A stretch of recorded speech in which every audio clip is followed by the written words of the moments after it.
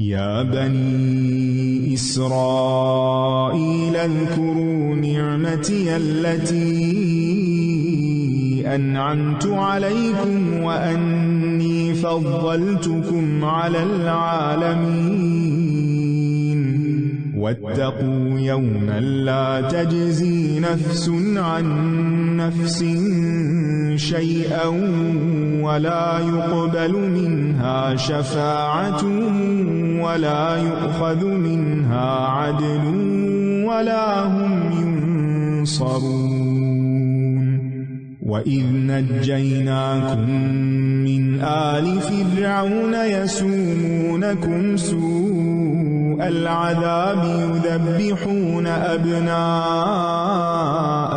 ويستحيون نساءكم وفي ذلكم بلاء من ربكم عظيم وإذ فرقنا بكم البحر فأنجيناكم وأغرقنا آل فرعون وأنتم تنظرون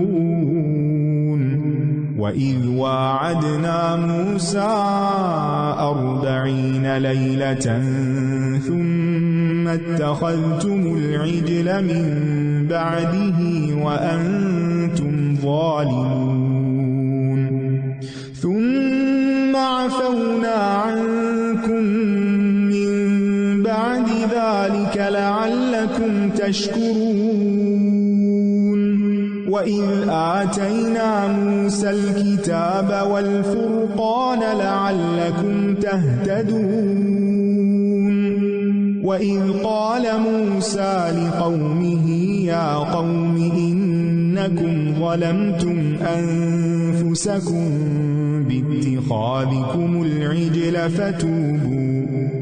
فتوبوا إلى بارئكم فاقتلوا أنفسكم ذلكم خير لكم عند بارئكم فتاب عليكم إنه هو التواب الرحيم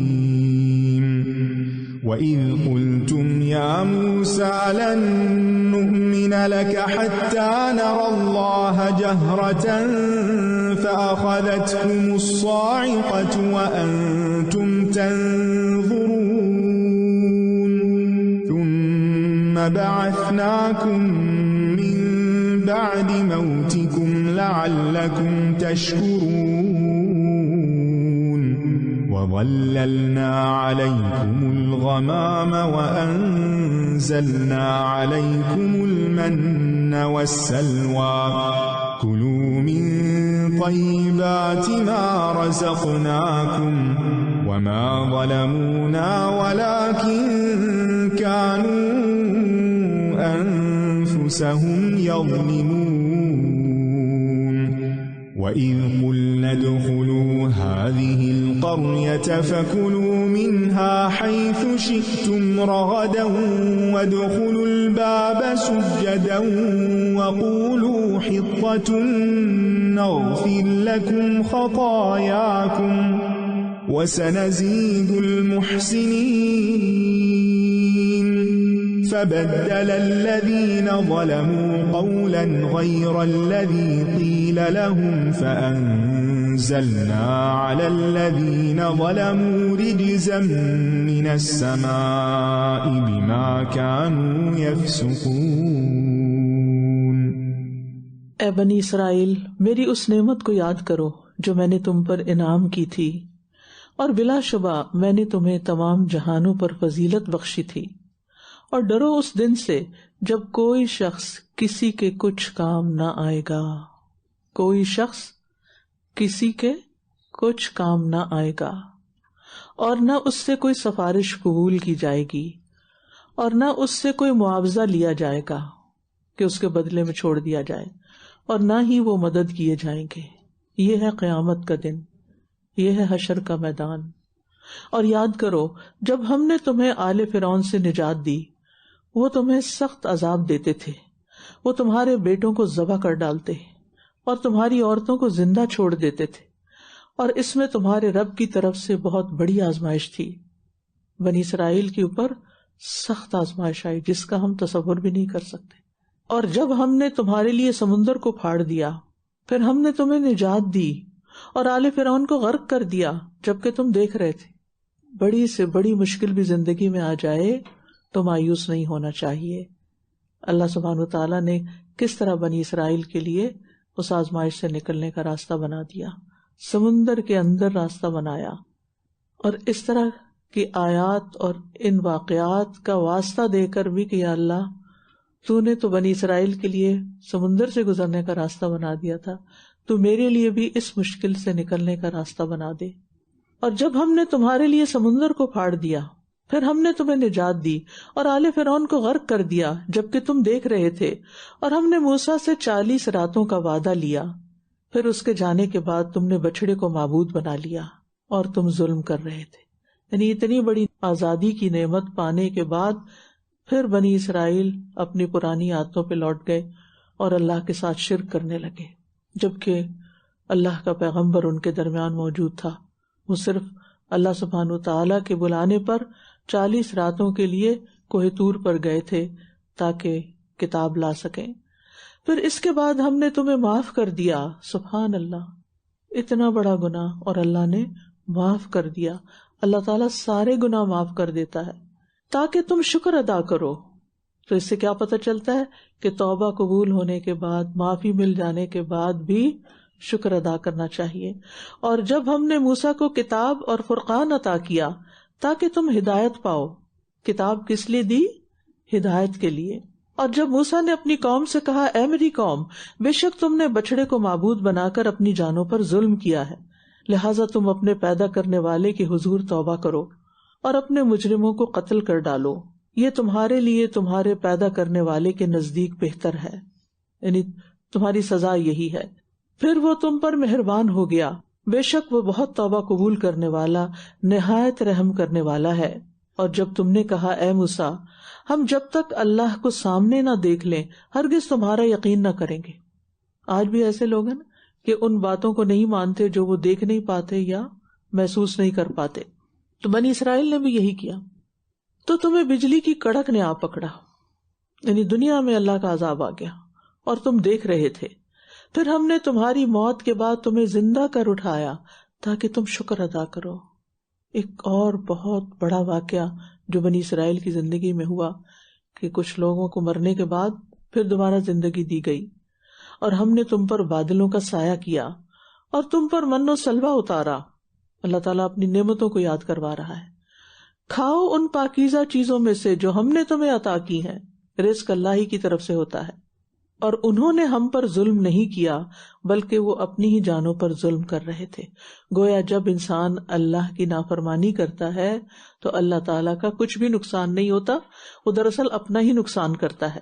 اور جب ہم نے کہا کہ اس بستی میں داخل ہو جاؤ اور اس میں جہاں سے چاہو خوب کھاؤ اور دروازے سے سجدہ کرتے ہوئے داخل ہونا، ساتھ کچھ ہدایات دی گئیں.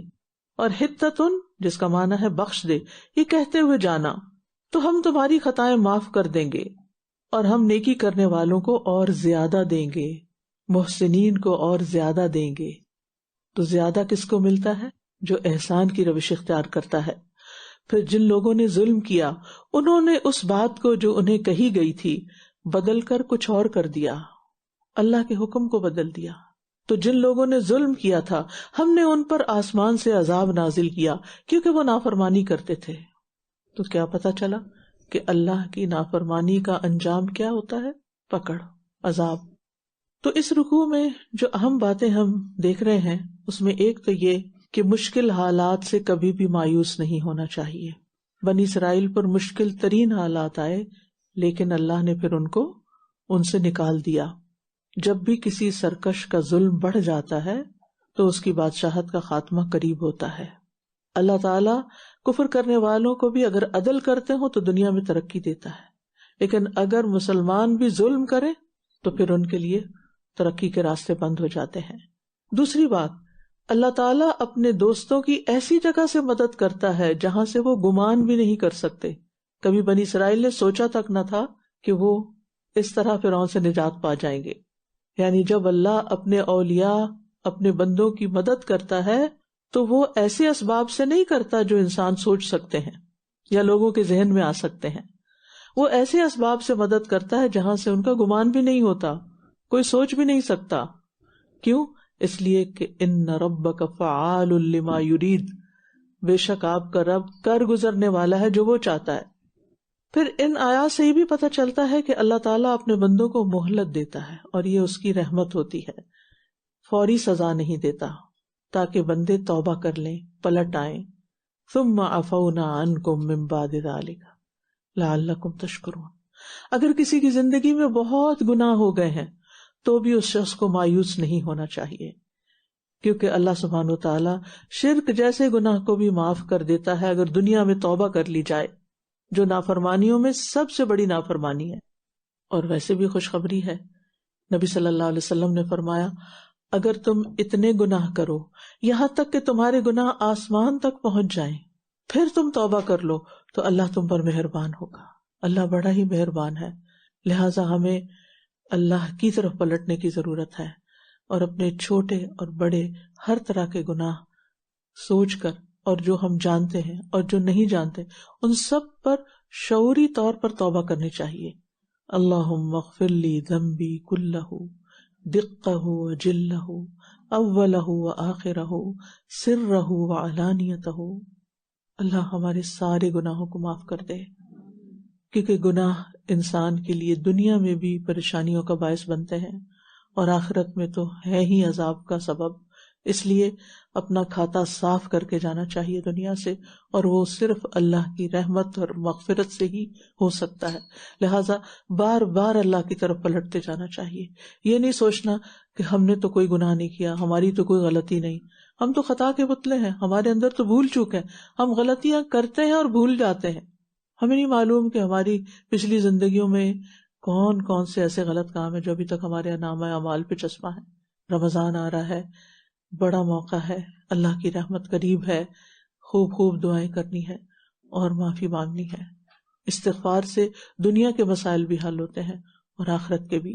وَإِذِ اسْتَسْقَىٰ مُوسَىٰ لِقَوْمِهِ فَقُلْنَا اضْرِب بِّعَصَاكَ الْحَجَرَ فَانفَجَرَتْ مِنْهُ 12 عَيْنًا قَدْ عَلِمَ كُلُّ أُنَاسٍ مَّشْرَبَهُمْ كُلُوا وَاشْرَبُوا مِن رِّزْقِ اللَّهِ وَلَا تَعْثَوْا فِي الْأَرْضِ مُفْسِدِينَ.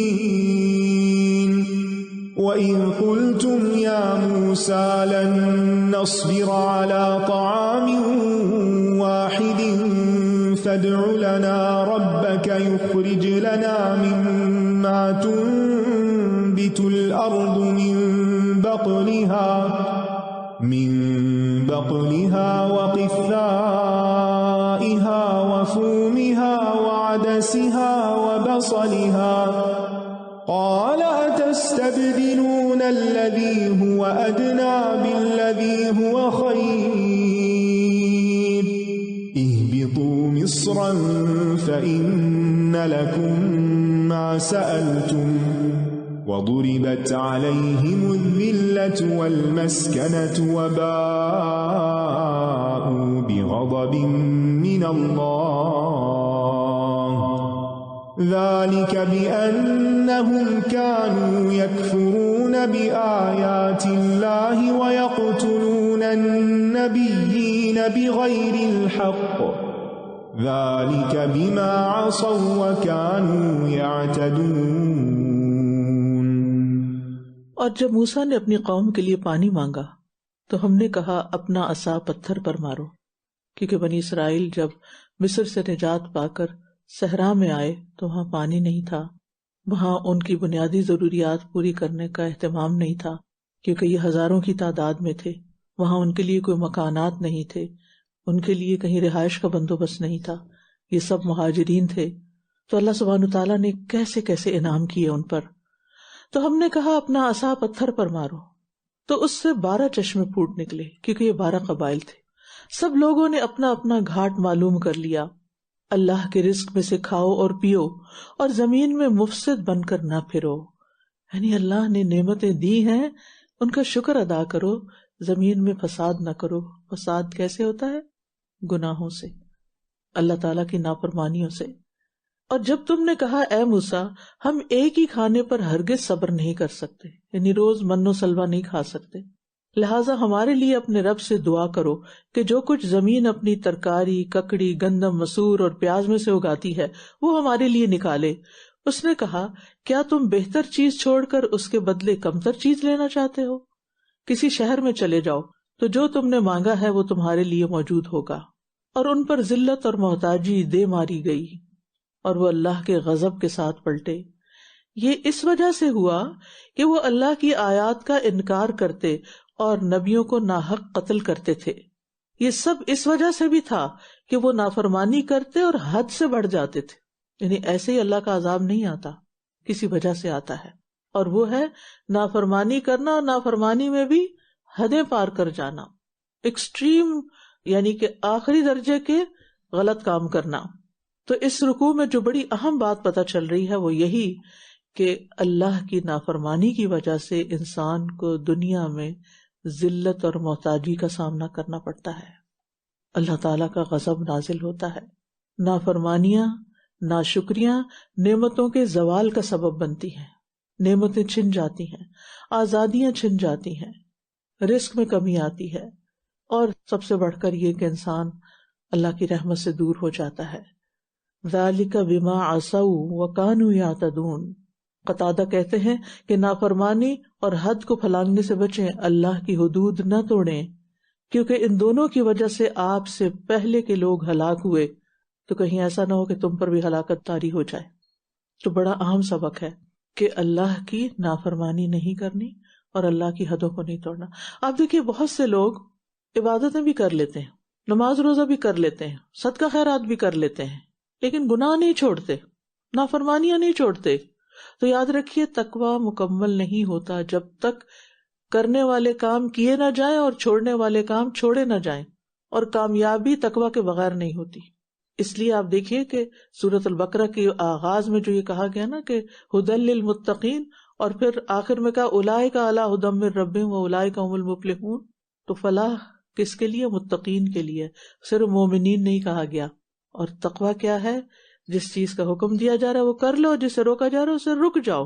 ایک طرف ہم تہجد پڑھ رہے ہیں اور دوسری طرف رشتوں کو کاٹا ہوا ہے، اپنوں سے ناراض ہیں. ایک طرف ہم صدقہ خیرات کرتے ہیں اور دوسری طرف ظلم اور جھوٹ اور سود اور حرام کام کرنے نہیں چھوڑتے. تو بات یہ ہے کہ اللہ کی عبادت کے ساتھ ساتھ نافرمانیوں کے کام بھی چھوڑنے ہیں. بنی اسرائیل کا زوال اسی وجہ سے ہوا کہ وہ نافرمانیاں کرتے اور حدیں پھلانگتے. اللہ کی کچھ حدود ہیں، تلک حدود اللہ فلا تعتدوها، تو ان حدوں کی پاسداری کرنا، ان کا احترام کرنا ضروری ہے. ان الذين آمنوا والذين هادوا والنصارى والصابئين من آمن بالله واليوم الآخر وعمل صالحا فلهم أجرهم عند ربهم ولا خوف عليهم ولا هم يحزنون. وَإِذْ أَخَذْنَا مِيثَاقَكُمْ وَرَفَعْنَا فَوْقَكُمُ الطُّورَ خُذُوا مَا آتَيْنَاكُمْ بِقُوَّةٍ وَاذْكُرُوا مَا فِيهِ لَعَلَّكُمْ تَتَّقُونَ ثُمَّ تَوَلَّيْتُمْ مِنْ بَعْدِ ذَلِكَ فلولا فضل الله عليكم ورحمته لكنتم من الخاسرين. ولقد علمتم الذين اعتدوا منكم في السبت فقلنا لهم كونوا قردة خاسئين فجعلناها نكالا لما بين يديها وما خلفها وموعظة للمتقين. وإذ قال موسى لقومه إن الله يأمركم أن تذبحوا بقرة قالوا أتتخذنا هزوا أعوذ بالله أن أكون من الجاهلين قالوا ادع لنا ربك يبين لنا ما هي قال إنه يقول إنها بقرة لا فارض ولا بكر عوان بين ذلك فافعلوا ما تؤمرون قالوا ادع لنا ربك يبين لنا ما لونها قال إنه يقول إنها بقرة صفراء فاقع لونها تسر الناظرين قالوا ادع لنا ربك يبين لنا ما هي إن البقرة شابه علينا وإنا إن شاء الله لمهتدون قال إنه يقول إنها بقرة لا ذلول تثير الأرض ولا تسقي الحرث مسلمة لا شية فيها قالوا الآن جئت بالحق فذبحوها وما كادوا يفعلون. بے شک جو لوگ ایمان لائے اور جو یہودی بن گئے اور عیسائی اور صابی جو بھی اللہ اور یوم آخرت پر ایمان لائے اور نیک عمل کرے تو ایسے لوگوں کے لیے ان کا اجر ان کے رب کے پاس ہے اور ان پر نہ کوئی خوف ہوگا اور نہ وہ غمگین ہوں گے. اور جب ہم نے تم سے پختہ عہد لیا اور کوہ طور کو تمہارے اوپر بلند کیا کہ جو ہم نے تمہیں دیا ہے اس کو مضبوطی سے پکڑ لو اور جو اس میں ہے اسے یاد رکھو تاکہ تم بچ جاؤ. پھر اس کے بعد تم اپنے اس عہد سے پھر گئے تو اگر تم پر اللہ کا فضل اور اس کی رحمت نہ ہوتی تو ضرور تم خسارہ پانے والوں میں سے ہو جاتے. اور تم نے ان لوگوں کو اچھی طرح جان لیا جو تم میں سے ہفتے کے دن کے بارے میں حد سے گزر گئے تو ہم نے ان سے کہا کہ ذلیل بندر بن جاؤ. پھر ہم نے اس واقعے کو اس دور کے لوگوں کے لیے اور اس کے بعد آنے والوں کے لیے ایک عبرت اور ڈرنے والوں کے لیے ایک نصیحت بنا دیا. اور جب موسیٰ نے اپنی قوم سے کہا کہ بے شک اللہ تمہیں حکم دیتا ہے کہ تم ایک گائے ذبح کرو، وہ کہنے لگے کیا تم ہم سے مذاق کرتے ہو؟ کہا میں اس بات سے اللہ کی پناہ مانگتا ہوں کہ میں جاہلوں میں سے ہو جاؤں، کیونکہ بے فائدہ گفتگو کرنا، مذاق اڑانا جاہلوں کا کام ہوتا ہے. عقل مند انسان کسی کا مذاق نہیں اڑایا کرتے. انہوں نے کہا اے موسیٰ اپنے رب سے ہمارے لیے دعا کرو کہ وہ ہمارے لیے واضح کر دے کہ وہ گائے کس طرح کی ہو. کہا بے شک وہ فرماتا ہے کہ وہ گائے نہ تو بڑھیا ہو یعنی بوڑھی اور نہ بچیا بلکہ ان دونوں کے درمیان کی ہو. تو کرو جس کا تم حکم دیے جا رہے ہو. انہوں نے کہا تم اپنے رب سے ہمارے لیے دعا کرو کہ وہ ہمارے لیے واضح کر دے کہ اس کا رنگ کیسا ہو. موسیٰ نے کہا بے شک وہ فرماتا ہے کہ وہ گائے ایسے گہرے زرد رنگ کی ہو جو دیکھنے والوں کو خوش کر دے. انہوں نے کہا اپنے رب سے ہمارے لیے دعا کرو کہ وہ ہمارے لیے واضح کر دے کہ وہ کس طرح کی ہو، کیونکہ گائیں ہمیں ایک دوسرے سے مشابہ معلوم ہوتی ہیں اور اگر اللہ نے چاہا تو ہم ضرور راہ پانے والے ہیں. اس نے کہا وہ فرماتا ہے کہ وہ گائے نہ کام کرنے والی ہو کہ زمین میں ہل جوتتی ہو اور نہ کھیتی کو پانی پلاتی ہو، صحیح سلامت ہو، اس میں کوئی داغ نہ ہو. کہنے لگے اب تم ٹھیک بات لائے ہو. بس انہوں نے اسے ذبح کیا اور لگتا نہ تھا کہ وہ ایسا کریں گے، نہیں کرنے والے نہیں لگ رہے تھے. اب یہاں پر ہم دیکھتے ہیں کہ جو اہم بات بتائی گئی ہے وہ یہ کہ اللہ تعالیٰ نے بنی اسرائیل سے پختہ عہد لیا اور کیسے کوہ طور کو ان کے اوپر بلند کر کے، یعنی زمین سے کوہ طور کو نکال کے اور ان کے اوپر امبریلا کی طرح معلق کر کے ان سے کہا کہ تم اللہ کی کتاب کو جو تمہیں دی گئی ہے مضبوطی سے پکڑ لو، قوت سے پکڑ لو. قرآن مجید میں حضرت یحییٰ علیہ السلام کو بھی حکم دیا گیا یا یحییٰ خذ الکتاب بقوہ. کتاب کو قوت سے پکڑنے کا مطلب کیا ہوتا ہے؟ کتاب پر پوری کوشش صرف کرنا، اس پر محنت کرنا، اس کے بارے میں سستی اور غفلت نہ کرنا. یعنی کتاب کو پڑھنے، سیکھنے، سمجھنے میں اپنی پوری قوت لگانا، اور قوت میں انسان کی جسمانی قوت بھی ہوتی ہے، ذہنی قوت بھی ہوتی ہے، بولنے کی قوت بھی ہوتی ہے، اور سننے کی قوت بھی ہوتی ہے، مالی قوت بھی ہوتی ہے. یعنی جتنی بھی قوتیں اللہ نے ہمیں دی ہیں ان سب قوتوں کو استعمال کرنا چاہیے. کس لیے؟ اللہ کی کتاب کو مضبوط پکڑنے کے لیے، یعنی سیکھنے اور سمجھنے کے لیے اور عمل کرنے کے لیے. پھر بڑی اہم بات ہم نے دیکھی کہ بے فائدہ گفتگو اور مذاق اڑانا جاہلوں کا کام ہوتا ہے، اور یہ انبیاء خاص طور پر اور عمومی طور پر نیک لوگوں کی صفت کے خلاف ہے. یعنی صالحین کی یہ عادت نہیں ہوتی کہ وہ کسی کا مذاق اڑائیں. انبیاء مزاح ضرور کرتے تھے لیکن مذاق نہیں اڑاتے تھے. نبی صلی اللہ علیہ وسلم بھی کبھی کبھی لوگوں سے مزاح کرتے تھے، لیکن مزاح میں بھی وہ بات کہتے جو حق پر مبنی ہوتی. صحابہ کے اندر بھی یہی خوبی تھی کہ وہ مزاح سے کام لیتے لیکن کسی کا مذاق نہیں اڑاتے تھے، کسی پہ ہنستے نہیں تھے، کسی کی نقل نہیں اتارتے تھے. تو اگر ہم اللہ کے صالح بندوں میں شامل ہونا چاہتے ہیں تو اس عادت کو اپنی زندگی سے نکال دینا چاہیے. یہ چھوڑنے والے کاموں میں سے ہے جن کو چھوڑنا پڑے گا تاکہ متقی بن سکیں. پھر آپ دیکھیے بنی اسرائیل نے اپنے لیے ایک حکم کو بڑا مشکل بنا لیا. کیا کر کے؟ سوال کر کر کے. تو کثرت سوال کی مذمت کی گئی ہے. یعنی انبیاء علیہم السلام سے خاص طور پر اور علماء وغیرہ سے بھی بغیر ضرورت کے سوال نہیں کرنا چاہیے، اور بہت سارے سوال نہیں کرنے چاہیے. نبی صلی اللہ علیہ وسلم نے فرمایا بے شک اللہ تمہارے لیے 3 باتیں پسند نہیں کرتا: بلا وجہ کی گفتگو یعنی فضول باتیں، مال کو ضائع کرنا، اور بہت زیادہ سوال کرنا. اور انسان کے اسلام کا حسن کیا ہے؟ کس کا اسلام خوبصورت ہے؟ جو بے فائدہ چیزوں کو چھوڑ دے، لایانی باتوں کو چھوڑ دے، بیکار چیزوں میں اپنا وقت ضائع نہ کرے.